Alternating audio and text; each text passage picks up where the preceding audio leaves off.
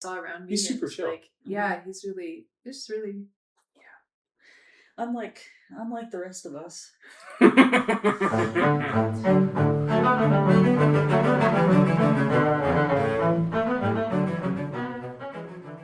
So, Brett. Yes. Welcome back. Thank you. We're going to be completely honest here. We've been busy. Yes, Life has been chaotic.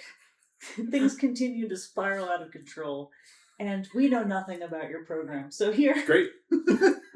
So this podcast will be, if you were having to explain what the program is, what you would want someone to know beforehand or get out of the program thing, we have no idea what pieces. Convince me, Brett. Oh. That's where we're What's at. the first piece on the program? Let me check the order first. Actually, Give me 1 second. We're already slap happy. Brett, would you introduce yourself? Do I need an introduction? No, never mind. Okay. Our guest for the third time, which is a record on this podcast. Yes, you are our most recorded guest. Yes. Back by popular demand. Brett the Third. So, okay, Brett the Third, you are here yet again because you've programmed another summer concert series performance. Yes. We're very excited about it, even though we know nothing. Great. So, the name of today's podcast is Convince Us to Come. So we're starting with. Well, I don't know how convincing I can be, but I can tell you about the pieces. So the first thing on the program is Mozart's A Musical Joke. Great. So I don't know if you know anything about this piece at all. The first time I actually heard of it, I was out in San Francisco, and they have this cool thing called Soundbox, which is like a separate hall from their main hall. And so I was playing in the big orchestra that week, and some of the other people in the section were playing in the small like chamber hall stuff. They were all dressed up, and I was like, "Why are you wearing wigs? Like, what's going on here?" And it's like, we're playing Mozart's Eine musikalische Spaß. Like, funny, a joke. Well, basically, Mozart wrote it as poking fun to other composers writing things in the wrong form or extending phrases longer than they should be, and horns like playing in the wrong key. Oh my god. Wait, okay, because just over time, there have been composers who have made fun of other composers. Like Bartok comes to mind. Yes. Petty man sometimes. Or Saint Saul comes to mind. Petty man. Oh, yeah. But this is a whole new level of trolling. Yes. Where it's literally, is it quite literally, does it just sound wrong? There are moments where he intentionally writes for, it's mostly the horns, to sound wrong. Wrong notes, all these other things. And then there'll just be random phrases that keep going when everything else has already stopped and moved on to something else. Yeah. So the title of the program is From the Courts with Comedy. So I was given the Brandenburg Bach's first Brandenburg Concerto. That was the anchor piece. Mm-hmm. And I said, hey, you have this, work with it. Work with this instrumentation. What can you do with this? So I did. And I was like, you know what? People need a laugh. And so I was thinking, I was Brandenburg written, all the courts, all the castles, all the kings and all the queens come to mind.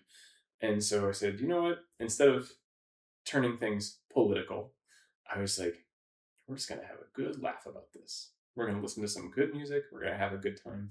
And here we are. How does one, because we spend our entire lives learning how to play music correctly, how does one get past all the temptation to fix the impending disasters that are coming? That's really hard. Even sometimes I try to demonstrate in my teaching, if something goes really poorly, I try to demonstrate it the same way they did it so they know what went wrong. And it's so hard to do it. But if it's on the page, written to be like, okay, it's supposed to be a B natural, but you're playing a B flat. Like, it's there, so I'm going to do it. I think if it's written out, it's fine. And Mozart intentionally wrote it out. do we know where he was in his career when he wrote this? That's a good question. I don't remember the exact period, if you will, but I did my research. Better than we did. We clearly did not. So it was written in 1787. So that would have been his towards middle end. Let's say that's correct. I think that's correct. Yeah, I'm not a Mozart expert. 1787. This is to the microphone. You know what? It's I a feel different. like he died in 1790. So, right? But he was also really young. Yeah. He was like 35. 1791. He died in 1791. Yeah. 1791. So 4 years before Mozart's untimely death, he came out with this gem. Yes. That you have Shanghai, your Brandenburg musicians. Yes. What are the forces for this massive musical gem? So in Brandenburg, there are 3 violins, because there's the violin, it's not piccolo violin, but it's like a solo violin part, then violin 1, violin 2, viola, cello, bass, continuo, which is harpsichord, and then 2 horns, 3 oboes. They just get to honk away. 1 bassoon. And I think that's it. Okay. Yeah. If there was ever a greater example of Bach was writing for the forces he had in front of him, I don't know. 3 oboes. 3 oboes. I mean, it's not like Royal Fireworks with like 13, but that's a whole other barge of a story. For more jokes like this one, June 7th at the Omaha Conservatory. Oh wait, this is on video. Hey! Okay. I forgot about that. But this is, I think the other thing that's cracking me up about this is that we think, I'm going to stop saying we, I'm going to speak for myself. I figured P.D.Q. Bach invented musical comedy. Oh no. No. Not even close. Okay. I mean, did you ever see the movie Amadeus? Yes. I know that was a film made much later, but I think it accurately portrayed Mozart. Like, in his horn concerti, he wrote notes to the horn player, Ignaz Leutgeb, who is actually a cheesemonger, but a pretty cool guy and horn player. In his fourth concerto, he writes in different colored inks, and in red ink, he's like, "You're an ass, you're an ox," and all this fun stuff. So, like, he's a jokester. So wait, he's not insulting him. He's saying this is how you're supposed to sound? No, he's calling him an ass. Do you have to bleep that out? Sorry. No. Sorry, listeners. It's true. It's in the ink. Mm-hmm. It's in the manuscript. If Mozart wrote it, then it's true. It's fancy. Have you started rehearsing for this? And like, what is rehearsal like if you're for a piece like this? We're rehearsing next week. Okay. With our schedule now, yeah, there's no time to do it. And I mean, we did Brandenburg about 7 years ago, maybe 8 years ago. And we paired it with a big different piece. But since I was in charge this time, I wanted to go a different direction. You really did. Like, for the second piece, I mean, so first piece, still mind-blowing. We all need a laugh. We're going to release some cortisol. You're going to laugh. I hope so. If you can't make your own serotonin, OCMS bot is fine. Yes. And then you're going to go to Caroline Shaw's Plan and Elevation. Yes. And so the reason I programmed that, so I wanted something, I was looking instrumentation-wise, and I really like Dumbarton Oaks. Mm-hmm. And I was thinking like, oh, it's so close, but we needed to stick with, it could be fewer players than the Brandenburg, but I had to use the exact same instruments, couldn't add. So I was like, okay, all right. I went down to a string quartet. And I was thinking courts, like, oh, Dumbarton Oaks, it's about the castle, or not, it's not exactly a castle, it's more like an estate. However, Stravinsky wrote that just the same way that Caroline Shaw wrote Plan and Elevation. It's all about architecture and her time spent at that estate. And I actually got to play with Caroline Shaw a few years ago. She is a fantastic violinist, which I had no idea. I only knew her as a composer and singer. It was with Pro Musica, this chamber orchestra in Columbus, and we were doing, the first half was a couple of her pieces. She sang something, and then they had a string quartet, I think, play Plan and Elevation. And then she comes back for the second half where we were doing Brahms' Second Symphony, and she just plops in the back of the seconds and just like sitting right in front of me, plays violin. I'm like, oh, that's pretty cool. You can do everything, can't you? So, so it was really cool to see someone super talented like that not only write cool music, but also be able to play Brahms. Was that kind of like seeing Mozart? I kind of, in a way. I mean, I'm not much of a fangirl, but like it was like, oh wow, that's a really cool piece. You did that, and you can do this too. Because some people are just kind of one-trick ponies, but she's able to do it all. She's and, a 3-trick pony. More than that, and not only she's an incredible singer too, which I had no idea. And then I looked up a lot of her other music, and I think she's got a duo, and she does a bunch of other stuff. And then I found her music, and that's where it came in. So we're still within the courts, sort of, and then we get to the Brandenburg, which is the staple. Everybody knows it. Well, most people do. But if you didn't know it, how would you begin? Like, how would you describe it? Because okay, so Bach, again, speaking entirely for myself, thinking it's going to sound Baroque. It's going to sound very super detailed, very like fits together really wonderfully, like an ornamental piece, like ornamental watch piece, I think. Yeah. But a variety of textures and colors, written in the 16th century. Yes. 17th century. So it was written in. I have it right here. Actually, look, I did all of it. It was somewhere between 1718 and 1721. So the date is not exact on it because it was during his Kirchen period. That's what they call it. So at that time, he was not necessarily employed at a singular church where he did a lot of his work. So he gets this ragtag group of musicians together, including 3 of those. Yes, and 2 horns. And then he creates... Can't forget that. So you knew it was going to be good. Yeah. So how big is the suite? Is it still 3 movements? Is it... It is, I like to call it an expanded suite. You have your 3 movements, and then you have a 4th movement, which is kind of like a variation in a way. But it also has like different dances, minuets, polacas, I think that's what they're called. Type of dance. You know, if you think to his cello suites, it's a similar format to that, where everything is a different type of dance. How does it feel to pull together? Are you responsible for this group of misfits, or do you put your faith in somebody else to run herd on a piece like the Brandenburg or the Mozart? You know, that's a good question.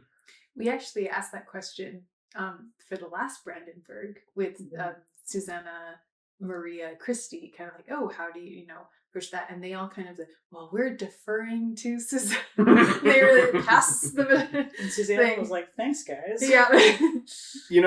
I would like to think I'm a leader, but I tend to do things very... not inefficient's not the right word. I like to push people, and people get mad at me. So it's a very conductor experience. I like to hold people to their best. They don't like that. No, I guess a better question is you curate, because I'm experiencing this a little bit myself. Just because you curate a program does not mean that you are the person with either the most notes or the most responsibility. Right. So when you get to play, you bring this group together, and this is your group and your concert. Yeah. But on stage, where are people going to be looking for musical leadership? It depends on what's going on. Okay. I also know all the personalities. And I think that's the beauty of it, because I know who's going to take charge and who's not. So who's going to take charge? Name names. You don't have to name names. Well, I think that's also a forte of this, is that people come to these types of things with their own ideas and their own opinions. So we can say our own ideas and own opinions without having someone up in front of us. Yeah. And whether we come to a clear consensus on what they are, we'll find out in rehearsal.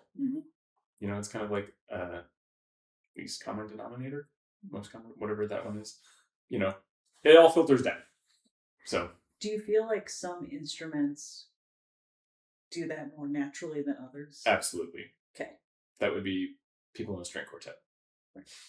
I also feel like that's tied to personality though, and that's tied to what instrument you play, just because of like personalities and instruments. I feel like there's certain people that choose instruments because they are naturally leaders, and I'm sure. I mean, you have a lot of experience curating. You also curate the our cathedral series and things like that. Like it's all, you have a lot of. I can conduct too. And which you I did an okay job. Yep, I believe you. Next MI conductor. If I get sick, I know who to call.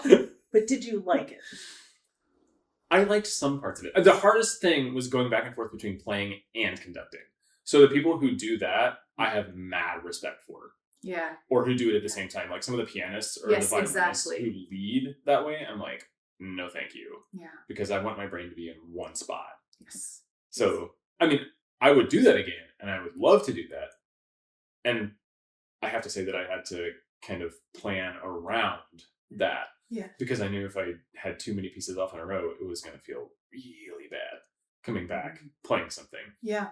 So you just switch your brain from like being responsible for the musical output that you are creating to, and now I'm listening and like, evaluating everything that's happening.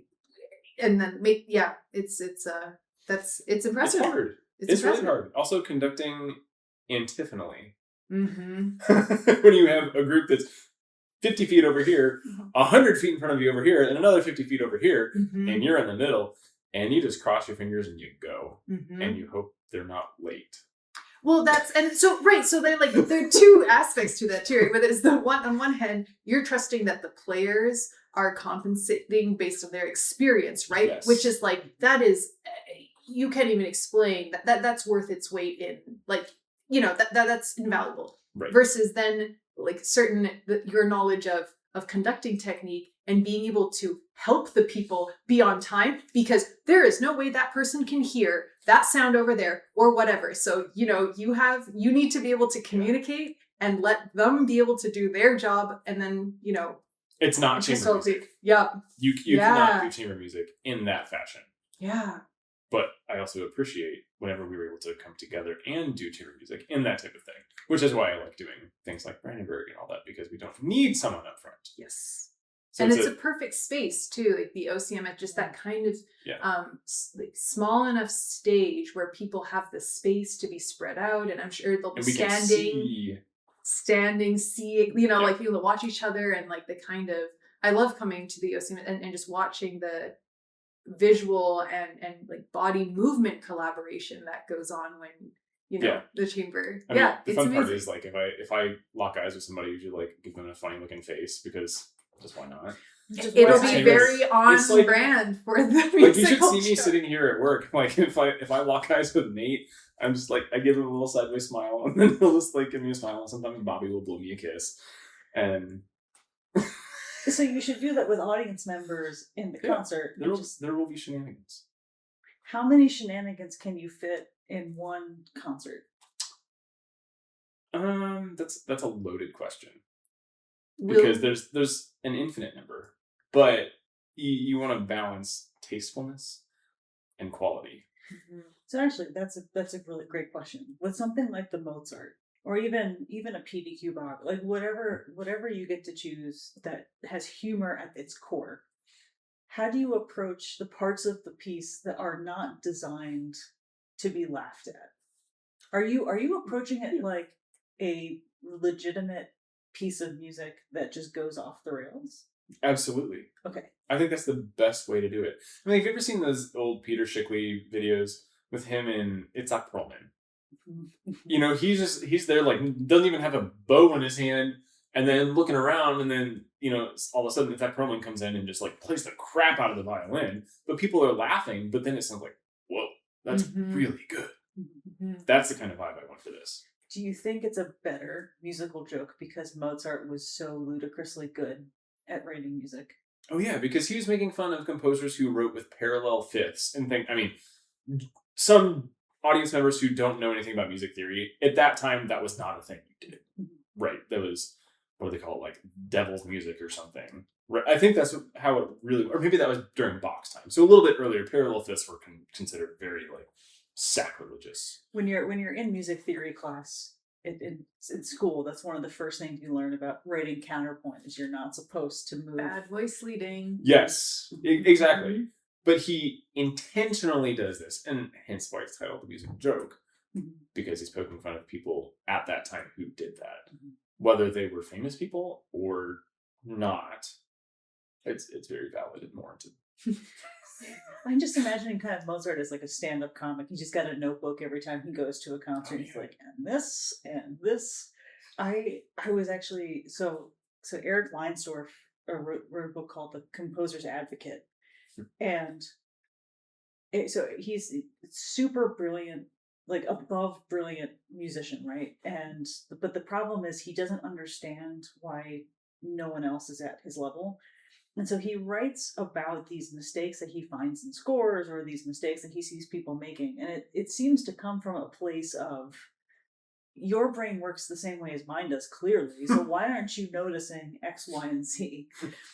And so I'm wondering are there going to be things that you think are apparent to your group that aren't apparent to the audience that you will have to bring out? Yes. Okay. Yes. Okay, so how are you planning on doing that? That's when shenanigans come in. Great. And we just kind of have a good time. That's what we're there for.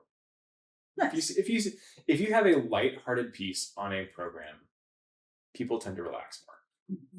If it's not so stuffy, that's part of this. That's why I wanted to start with that piece and not necessarily end with it. I mean, Brandenburg can go anywhere. It's a great piece. But this, you get people relaxed. You get them just like, oh, cool. And then you get to Caroline Shaw's music, which is kind of like a, whoa. Like a brilliant person doing brilliant things. And yes. Yeah.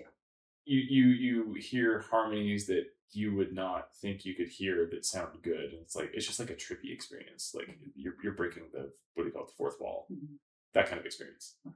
And then you rein it in a little bit, where you're going to hear some funky things. You're going to hear like 3 oboes playing in the bottom register in unison. And then the horns screaming, doing things that should have been done like on a hunting horn. Do you ever think Bach was joking around? Or No. Okay. Not in this instance. He was I think it was more poised. However, after having visited both his home and the church in Leipzig, he was in charge of the boys' choir. And in his written accounts, there were multiple attempts of boys lighting curtains on fire. So he obviously had to have a sense of humor. Like, oh crap, the church might burn down. But to write about it and laugh at it and send it in a letter to somebody, he had to have some sort of a sense of humor. But I don't think his employment at the time would have been apt to that type of humor. Whereas Mozart was primarily self-employed. People paid for him to come to them. And he did. Do you ever feel like we forget how crucial a sense of humor is when we're perfectionists by nature? That's what we have to do with our instruments. Do you think that this is a nice reminder that you're supposed to have fun? Yes. 100%. What are other things, like after people come to this concert, because of course you're coming to this concert. So after they come to this concert, what else should they get into to continue this? Obviously, go to the rest of the summer series. That's plug number 1. I would say just have an open mind and listen to something that you have never listened to before. Even if it's heinous and terrible, all of the above things, to your taste, somebody else is going to love it. But you can laugh at it. You can be like, wow, that was really bad. And there are pieces that I think about like that. But then there's other things that I really love that other people are like, what is that garbage? And those pieces are? Well, I'm a big fan of electronic music. And some people absolutely despise it. They're like, what is that? That's not an acoustic instrument. I'm like, yeah, I know. It's a laptop. Yeah. But I can play with it. It sounds really cool. Or I can not play with it. I can just enjoy it. Mm-hmm. Nice. Just like a string quartet. I really despise most string quartets. But not this one. Not this one, because it's not. I will fall asleep to Haydn string quartets. Shostakovich. Those are like, I want to hear. You put like a pound of rosin on your bow and you're just going like, that's the best thing ever. So the more rosin, the better. That's for you string players. Pro tip from Brett. Pro tip: be like those two French violinists in Brevard, summer of 2013, who borrowed my bass rosin. Which I told them, I warned them, this is a bad decision, and they did it anyway. So okay, keep. Yes, that's a good tip. Where is it going from that? So, yeah, just a pound of rosin, and then just go for it. Sometimes you make a bad sound. That's okay, as long as you're going for it. I might make a bad sound tonight. We'll find out. We'll find out. Right. I do what I want. I have a good time with it. Most of the time it sounds pretty good, but I don't know. You sit up in the hall. Sounds good to me. Every so often there might be something egregious. There will be nothing egregious on June 7th, except for the things that are supposed to be egregious. Yes, exactly. Yeah. Look forward to the egregious, because they're supposed to be there. So Brett, I have a spur of the moment last question for you. Okay. We need your favorite viola joke. Or favorite music joke, but preferably a viola joke. I mean, I know it burns longer than a violin. That's it. Thank you. Thank you. Yes. Thank you. I was definitely... Yep. Was it unhinged enough? Yep. Because I can be worse, Dani. And you know that's cool.